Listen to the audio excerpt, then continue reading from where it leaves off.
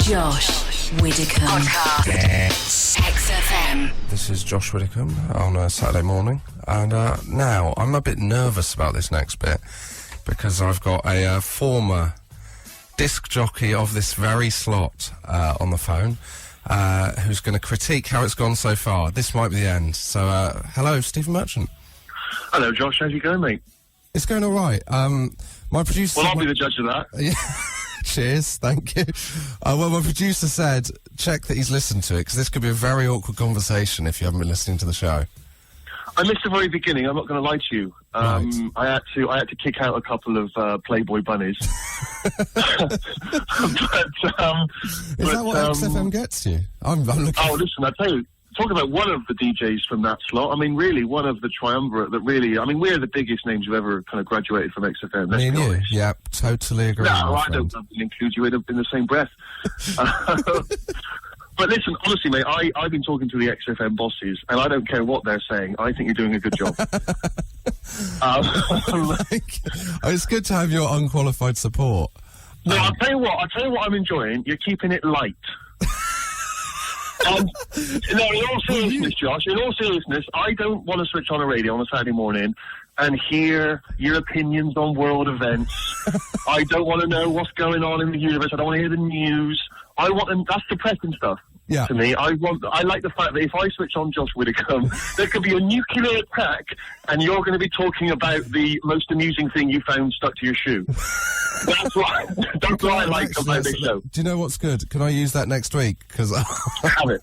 Because I'm out of ideas now.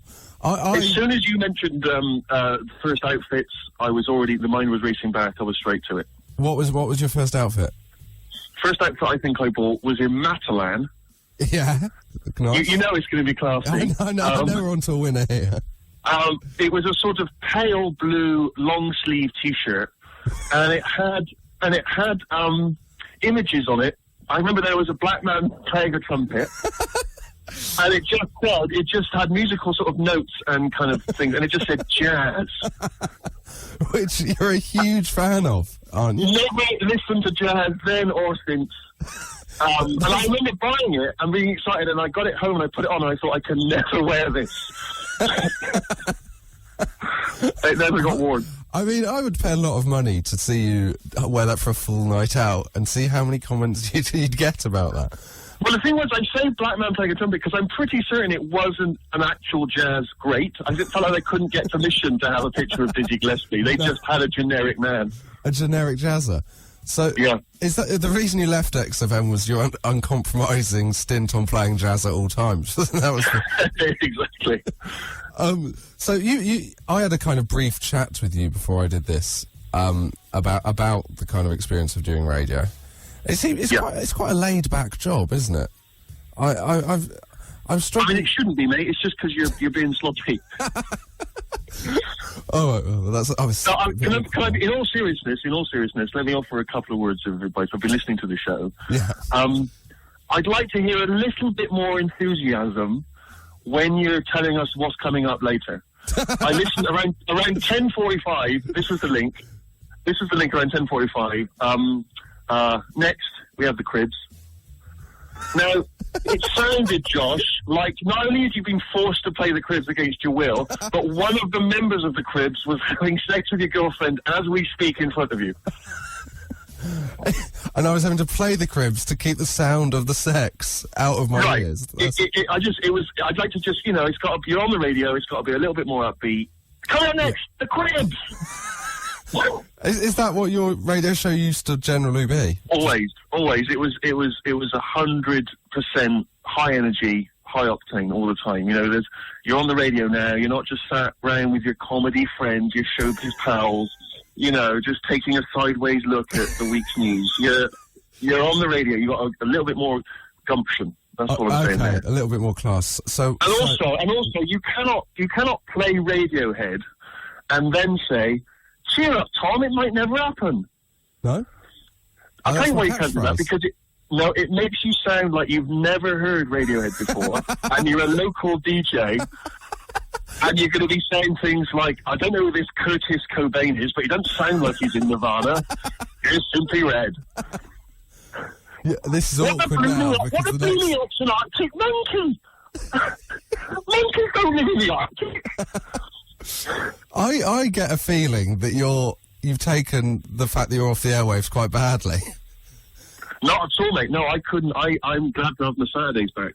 Okay. I mean, you're sort of working on adrenaline at the moment because it's your first show, but give it 3 or 4 shows and you're going to be miserable. I mean, you've got to have an early night Friday.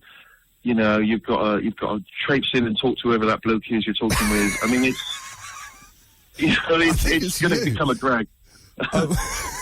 So post radio, how's the career gone? Has it been all right? Strength to strength. Strength to strength.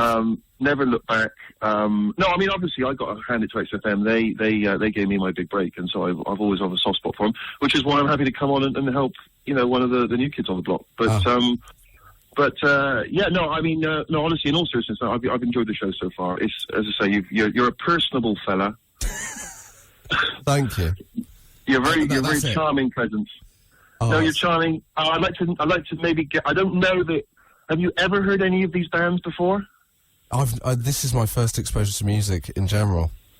Good, all right. When we spent 3 months in a car together when I supported you on tour, and yeah. I have heard all of Bruce Springsteen now. That's yeah, nothing wrong with that, mate. Nothing wrong with that. I'd like to hear a bit of the Boss later. Can I have a request? I think you might be beyond that. Exactly. To end it, because you've said how good you are at queuing things up yourself, would you be able to just show me how it's done by queuing us into the adverts? Into the adverts? Yeah. All right, yeah. Time is fast approaching midday. Still to come on XFM. We've got great classic hits from the likes of Cher and Simply Red. But here are some adverts. Josh Widdicombe XFM. Alex, who I do the last leg with, there's 9:30 on Channel 4. I can say that. You can't stop me. I'm on air now. He came up that he'd been dumped in a curry house. It's a bit sad. And we didn't really get a chance to explore it. And I'm fascinated by it because it's one of the worst places you could get. At the start of the meal as well. Right at the start? Well, presumably she'd filled up on poppadoms, so she was done. We've all been there where you've gone, I've had 6 poppadoms. I think I'm done with this. I like the idea that he had to sit there while both of the meals were brought. As if she'd ordered ahead.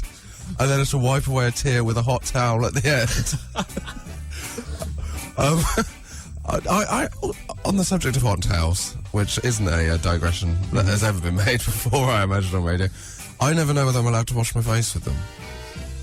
I dab round the mouth. You dab round occasionally the forehead. So you're kind of...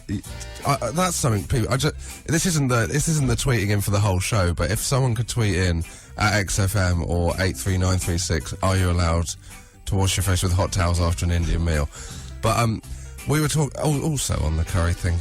I don't know if it was endorsed by Justin Hawkins, as we've discussed in previous weeks. Oh, talking about endorsements, I had a text from my friend Christian last night who went for a curry in Moseley in Birmingham. Yeah. And the curry house there had been endorsed in the 70s by Muhammad Ali. Wow. Yeah. Wow, that is good. Because I had Mike Tyson as endorsed. I don't know what it is with boxers and curry houses.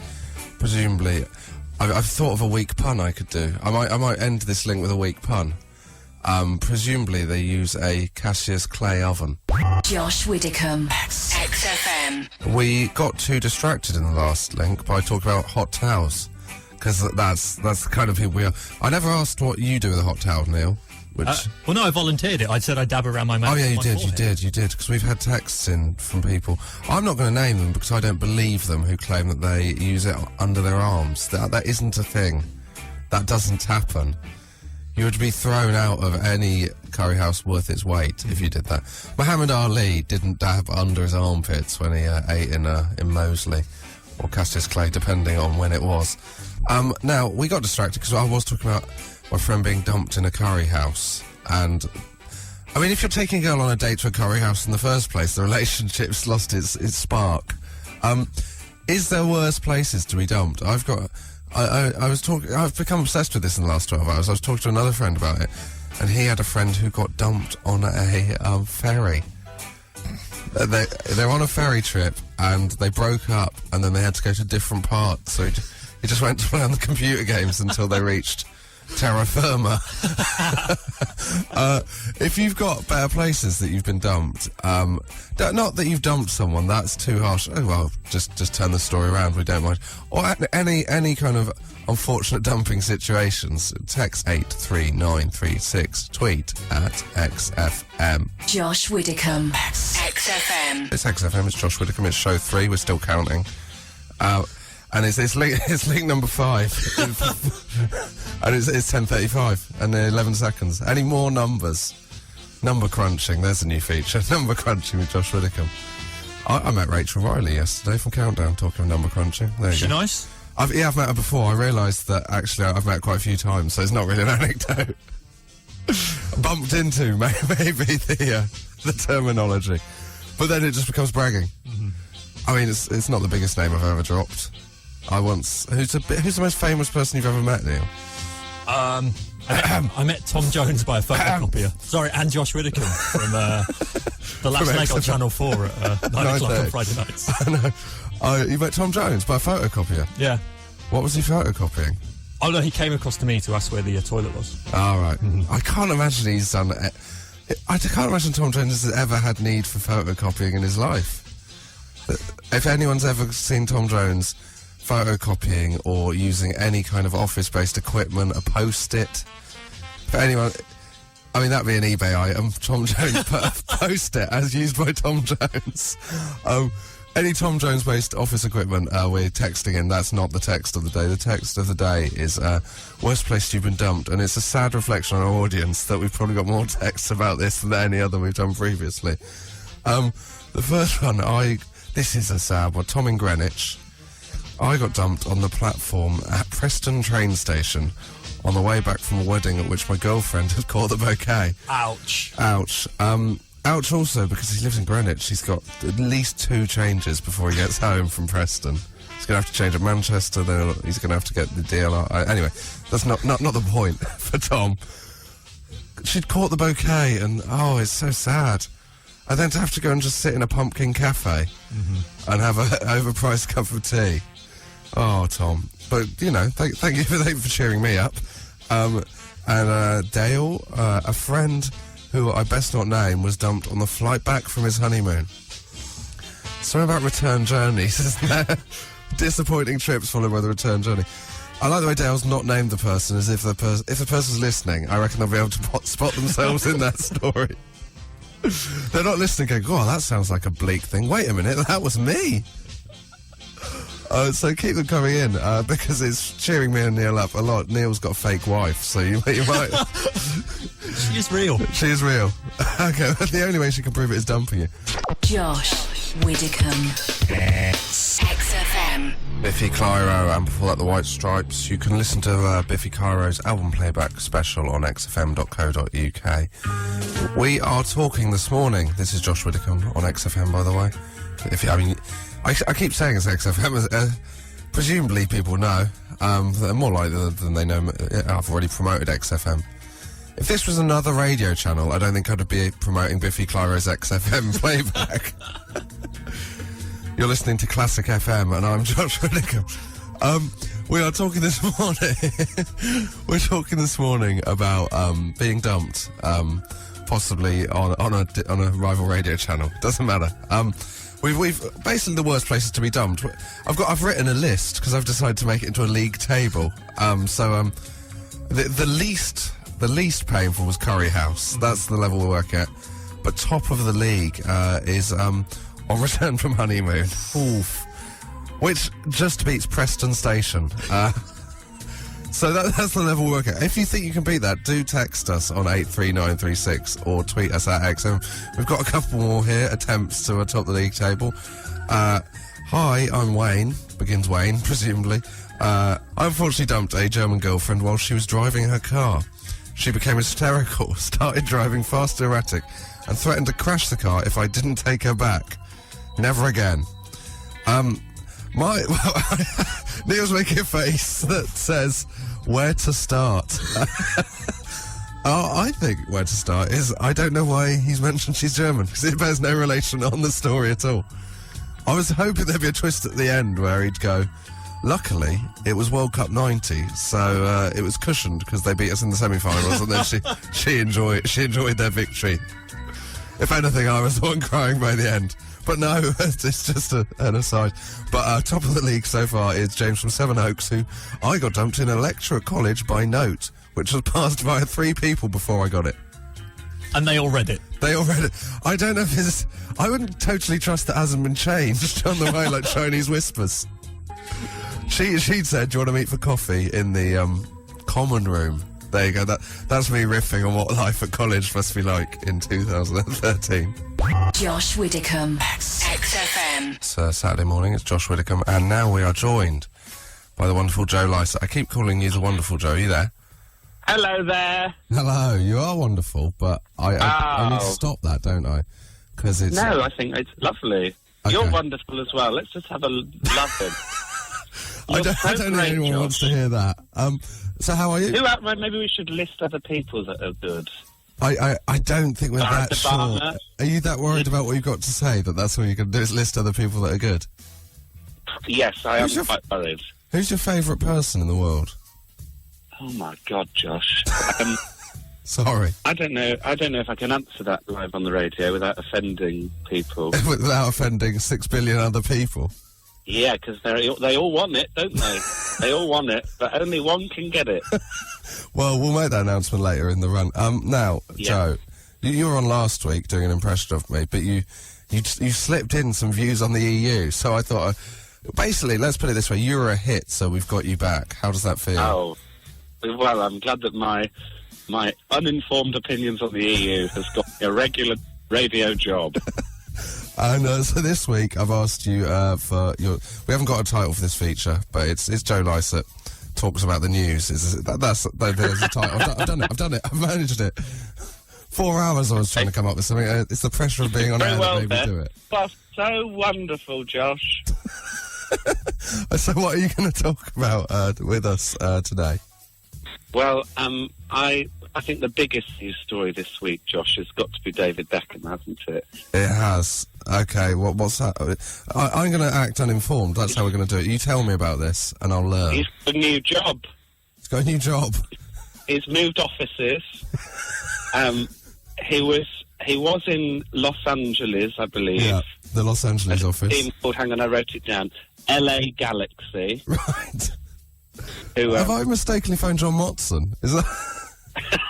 I don't know if you even know who John Watson is. He's I don't know who that is, but I assume he's a football informer. Yeah. Is he? Yeah, he is a football informer. Don't tell him any secrets, because he will snitch on you. John Robson. John Watson. So let's get back to David Beckham. David Beckham's moved house from Los Angeles, and he's now... I think he's moving back to London to live. Yeah. But his new job is in Paris. He's commuting. Paris Saint-Germain. Paris Saint-Germain, that's the team. Is there any other details that have come out about it? Do you know anyone else that plays for Paris Saint-Germain? There's Nigel. I don't know him. I think it'd be Nigel. So what's... Nigel. Nigel. The big thing is that he's going to give all the money to charity from his job, which is nice. It's what we... David Beckham is my favourite person in the world. There you go. There you go. Sorted. Good. Although I'm a bit sceptical about it. It's sort of because he held a press conference to say that was what he was doing. Yeah. So it's a bit showy, isn't it? And also, charity begins at home, doesn't it? First of all, when you see him, he's barely wearing any clothes. You could do with buying some, like a nice top he could buy himself. Should head down to Henny's. He could head down to Henny's. They've got some good deals on.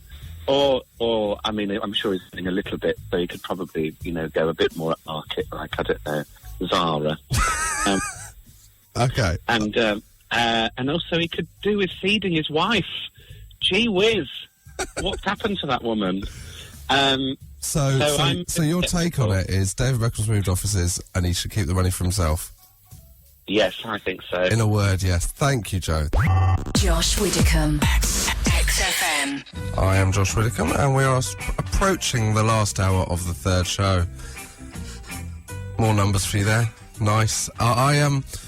we're still talking about it. I mean, we thought we'll just touch on this thing about places you've been dumped. Little did we know that there's probably about 6 hours of texts in it. So, still top of the league is note in lecture being passed 3 people down, which is a crippling blow. 2 attempts. Let's have 2 more attempts at toppling that. Ruth from Dorset. I once got dumped whilst throwing up in the toilet mid-puke. I was 15, mind, but still. I like the caveat at the end that implies, well, it's 15. These things are sent to make you into... I was going to say a man. Obviously a woman. I mean, if it had made her into a man, that would have been a lot more harrowing than it sounded. It's not near the top, because obviously it's your own fault in that situation. I was once dumped... This one's without a name. I was once dumped 5 minutes after Amy Pond left Doctor Who. I did not care about the breakup at all. I don't even know where to start with that. I mean, presumably the relationship didn't matter that much, but I didn't even... is Amy Pond, she's the ginger assistant, correct? I never watched Doctor Who. You never watched Doctor Who? Well, then don't... I mean, this person who is now on the market isn't for you. I don't think that Amy Pond 5 minutes after she left, presumably, they've sat through the whole of Doctor Who and then finally broke the news. I had a mate that went to dump a girl and lost his nerve, went to her house, and then they sat through the whole of Species 2. And then he finally got his nerve up. She's like, did you know you were going to do this before Species 2? Like, yeah, but I just really wanted to see the film. So, poor girl. Josh Widdicombe Podcast XFM. And for the final hour, I'm joined by James Acaster. Hello, James. Hello, Josh. Or as you referred to by the security man, James Widdicombe. A lot of people, for those who can't see me, I look like a taller version of Josh, and this is... He's jumped to massive conclusions and gone, this guy clearly doesn't realise he's Josh's brother. He's attempted to go for another name, but he's got no knowledge that, he's Josh's brother or that we've consummated a relationship. He was, we should point out the guy at the door at XFM is Jeremy Kyle, and has loads of DNA tests ready for when you arrive. Just tells you the news.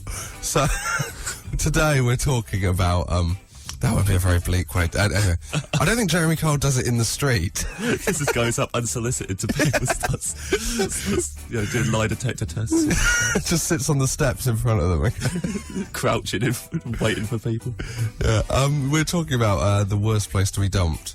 You strike me as a man that has probably got a list of many. My ones aren't about me. Just so you know, to top the league table currently, we've got... Well, it's a kind of tie between Preston Station on the way back from a wedding where the girlfriend had caught the bouquet, and a note in lecture at college that was passed down 3 people before it got to him. So I actually got 2 similar stories to both.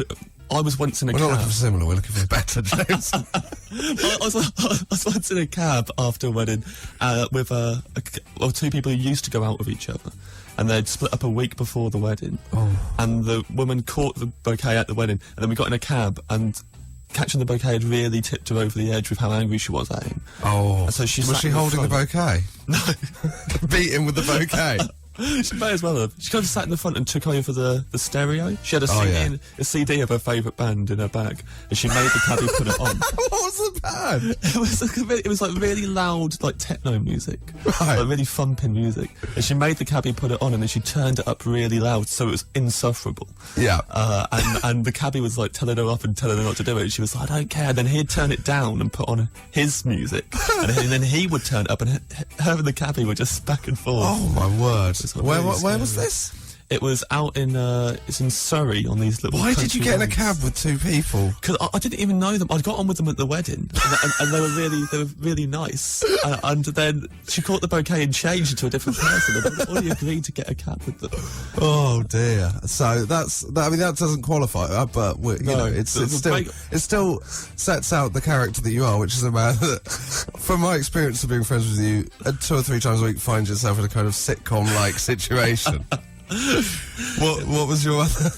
In school, my friend he'd been going out with this girl, and he wanted to break up with her, and he's gutless, so he wrote he wrote her a note at lunchtime, and I was in her form group and he wasn't. So he just asked me to give her the note. And did you know what was in the note? Well, yeah. But like one of those people that doesn't know they're carrying drugs across the border. He'd written it, and I didn't want to go up to her and go, "This is a bad." So I just went up to her and just gave her the note.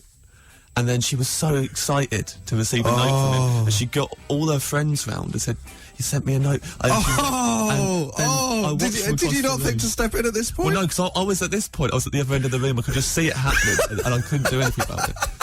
And she read it all out to them, and you could tell the bit where it got to, you know, and then her face dropped, and then they all kind of looked over at me, and felt horrendous. But the thing is, the note. How old were you at this point? 15. Right. But like she was 7. Yeah, I had to go to a different school. But I remember the note started with "There's no easy way to say this." Well, you've clearly found an easy way to say it, haven't you? I mean, really, this is the easiest. I'm taking the brunt of this. Josh Widdicombe XFM. Josh Widdicombe on XFM, and that is Foals My Number. Before the Foals, we were talking about just Foals. They're not the Foals. They should be. It's always better when a band is the. Thoughts, James? Yep, the best band ever. Very good. That was like we'd rehearsed that. That's James Acaster. I was talking to before the break about a one of his many scrapes he's got into, in which he had to give a girl a note at school where she'd been dumped. And then it transpired during the break that he'd also helped to pen this note with the dumper. I didn't think this was even like relevant, but now I think of it, it is. The pity was on you, and now I'm. So yeah, you're kind of his spin doctor. You're his Alistair Campbell. We'd gone. I remember going. We'd gone for a bit of a walk during lunch, out of school grounds. So what? And we sat down in this playing field. Gone and bought myself a refresher bar. Don't care. And helped him write because he wasn't very good at writing this. He was like, "How do I word this?" And I remember after like 20 minutes of writing it, we realised 20 minutes. It was a long time. It took ages to write this note because he kept on like going, "No, that's not good. I can't say that," and starting again. And then eventually we both realised that there's a really disgusting smell in the air, and we were in the middle of. I don't think they even have these now in parks, but it was like a dog fouling area where it was like a triangle of lawn where you were allowed to let your dogs just go and do what. And we just really were surrounded by turds. So you still want some pity for that? Yeah, if everyone could please remember. So when you got back and gave her the note, she started crying. You went, "You think you've had a bad day?" Yeah. Guess where I've just been. Also, poor girl. Some people get love letters scented with perfume. Josh Widdicombe XFM. So earlier, James, we were talking about your getting into scrapes. You're classic scrape. Well, we discussed that maybe we should do a regular feature called James Acaster's Classic Scrapes, in which you tell us what scrape you got into this week. Yes. Did you have a scrape this week? If you haven't, then the feature is dead. Void. No. Yep, I'm in it now. I'm on the radio without a scrape. Well, this week, Josh, I went to my. Well, I didn't go to my first wine tasting. A guy came over to my house. Yeah. My housemate had been bought a wine tasting for his birthday. Classic. This guy came Red over letter to day. do the tasting with us. So we're all very excited about it, but. Basically, when you invite a stranger into your house and you allow them to hold court, it gets a bit weird. Yeah. And his whole thing was like, obviously, mate, it very quickly became clear it was a sales pitch, the whole thing. Yeah. And so he would try and sell the wines with stories about the wines, but all the stories were about him and his mate Jim getting wasted. It very quickly became apparent this man had a problem. And it wasn't all right. And there was, so it was more of an intervention than a wine tasting. Yeah, it's sort of like we should step in at some point. But he had also the most boring drunk stories you've ever heard. One story, he literally went, I was at work. I got a phone call from Jim. I said, "You all right, Jim?" And he went, "Yeah, you all right, mate? How are you?" I said, "Yeah, I'm pretty good." It's like literally every word they said to each other on the phone, back and forth. He went, "What are you doing now?" I said, "Not too much." I said, "Not too much. I'll tell you what you should do. You should come over to the hotel. Guess what I've got?" I said, "What you got?" So I got some of that wine, like that red Australian wine I went the other week. He's like, you haven't? I said, I have. He said, on the way over here, get some cheese. So I was on the way over, went into the cheese shop. Right, they had loads of cheeses there. Or behind the counter, loads of cheeses. I said, what's that one? He said, big blue cheese. Big blue cheese. Big blue lovely cheese, do you want that? I said, I have the whole wheel. She said, the whole wheel? I said, yeah, that's the whole wheel. Not made of stone. Yeah. Made of cheese. Not made of cheese. It went on for ages. He went to the hotel with Jim. With a wheel of blue cheese. With a wheel of blue cheese. They put on the radiator and ate with spoons. And here was the spoons one was a detail he liked, but also what he really boasted about was they know us there at the hotel, so they let us go in the kitchen, help ourselves to the spoons. Free reign of the spoon drawer. Because maybe because their main issue was that you put a wheel of blue cheese on their radiator. Like, let's get these guys out of here. But he also doing the thing of like going, we'd taste it and he'd go, what you getting there? What you getting? And one of them went, you're going to kick yourself. You're going to kick yourself when you don't get this. We're all guessing stuff. And he went, no. Tell you what, I'll put you out of misery. Does anyone here remember those little French sweets called Campinos? Well, yeah, but I wasn't going to guess some obscure French sweet from my childhood. Does anyone remember blackjack? Get a hint of Jolly Ranchers. Did you buy any wine off him? We didn't, and I tell you what, he threw a right mood. At the end, he was like, and all of us went, oh no, we didn't actually know this would be part of it. And he just got all the wine, slammed it back in his case, and he had an assistant with him. I didn't point that out. He had an assistant with him the whole time who also Jim sitting there just drunk with a wheel of cheese on our radiator. He shoved his wine back in the box, got his blue cheese off the radiator, put your spoons back, and stormed out the house. I think we can agree that James Acaster's Classic Scrapes has got off to a solid, almost spectacular Annoying start. a wine connoisseur. Number one in a series of many. Josh Widdicombe. Podcast. XFM.